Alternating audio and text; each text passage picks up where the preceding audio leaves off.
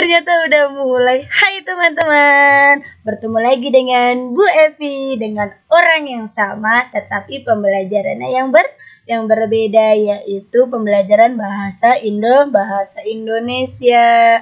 Yuk, assalamualaikum warahmatullahi wabarakatuh. Apa kabar semuanya? Semoga tetap sehat dan selalu semangat.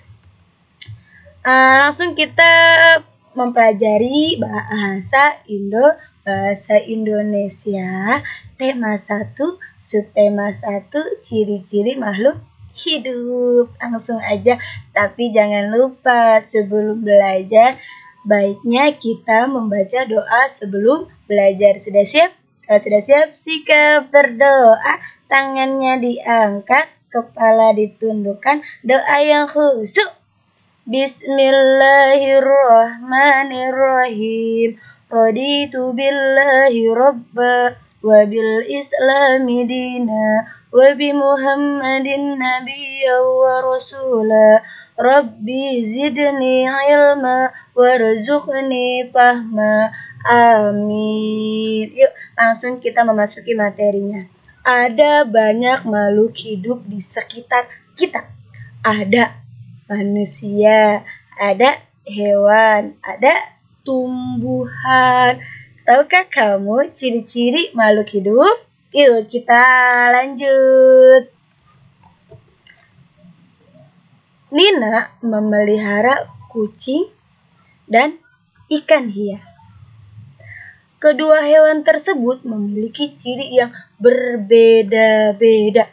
Ciri-cirinya: kucing hidup di darat, bernapas dengan paru-paru, suka makan ikan, bersuara bunyinya meong, meong, dan kucing dapat berkembang biak dengan cara melahirkan. Kalau ciri-cirinya: ikan hidup di dalam air, tidak dapat hidup di darat.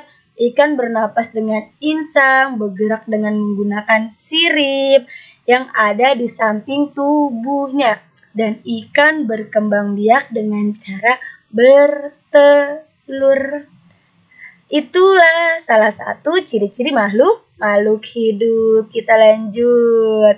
Tony melihat seekor burung terbang rendah. Rendah ya kak. Burung itu kemudian hinggap di ranting pohon di samping rumahnya. Ternyata burung itu membuat sarang di sana. Di dalam sarang ada beberapa anak burung yang baru menetas.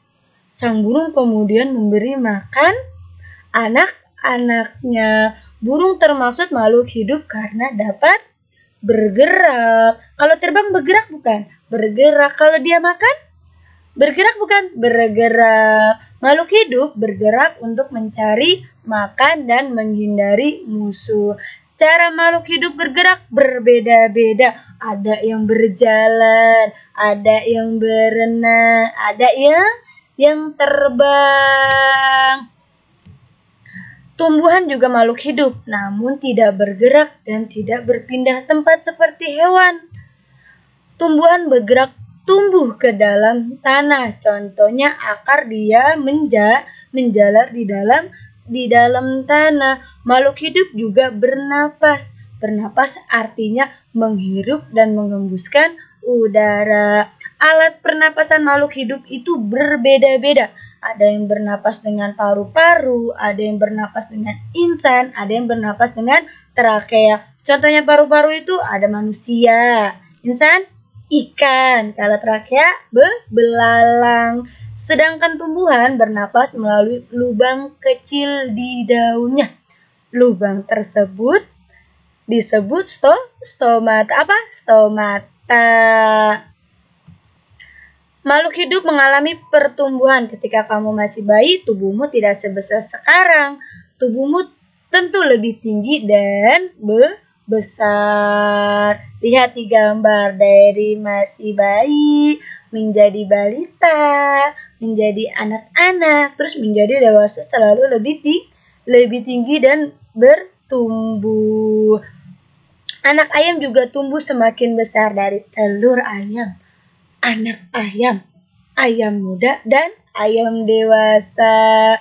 Batang tumbuhan semakin tinggi dan jumlah daunnya semakin banyak. Itulah bukti bahwa makhluk hidup mengalami pertumbuhan. Makhluk hidup juga memerlukan makanan. Makanan adalah sumber energi bagi kita, biar sehat, biar kuat. Energi artinya tenaga yang digunakan untuk beraktivitas. Jadi kita makan itu untuk kita beraktivitas agar tidak lemes. Kalau kita tidak makan berarti kita lemes, tidak kuat untuk beraktivitas. Manusia dapat memakan tumbuhan dan hewan jenis tertentu. Jadi nggak semua tumbuhan dan nggak semua hewan bisa kita makan. Hewan dapat memakan tumbuhan dan hewan lain. Tumbuhan dapat membuat makanannya sendiri. Untuk membuat makanannya sendiri, tumbuhan memerlukan air dan sinar matahari. Di sini ada beberapa gambar manusia dan hewan makan untuk memenuhi kebutuhan energi. Perhatikan gambar berikut. Nomor 1, nomor 2, nomor 3, nomor 4. Gambar-gambar apa saja yang kalian lihat? Gambar-gambar tersebut bisa menunjukkan urutan peristiwa. Coba kita lihat. Kamu dapat menulis urutan peristiwa itu dengan mengamati gambar. Gambar pertama, perhatikan contoh berikut. Gambar pertama, lagi ngapain sayangku? Nina mencuci tangan dengan sabun sebelum makan. Lalu gambar kedua, setelah mencuci tangan, Nina duduk di meja makan. Nina dan keluarga berdoa bersama sebelum makan. Gambar ketiga, Nina makan makanan yang dibuat ibu. Nina makan dengan lahap karena masakan ibu lezat. Gambar keempat, selesai makan, Nina tak lupa meletakkan piring di dapur dan mencuci piringnya. Setelah menulis urutan peristiwa, kamu dapat mengembangkannya menjadi sebuah cerita. Oke, alhamdulillah. Karena penjelasan ibu sudah selesai, semoga bermanfaat. Sekarang kita kerjakan halaman 6 nomor 1, halaman 11 yang di tabel, halaman 17 nomor 2, halaman 32 nomor 1. Semangat saya. Alhamdulillah, pembelajaran hari ini sudah selesai. Kita tutup dengan membaca hamdalah alhamdulillahirabbil alamin. Terima kasih, selamat belajar, tetap di rumah ya, jaga kesehatan. Assalamualaikum warahmatullahi wabarakatuh. Bye bye.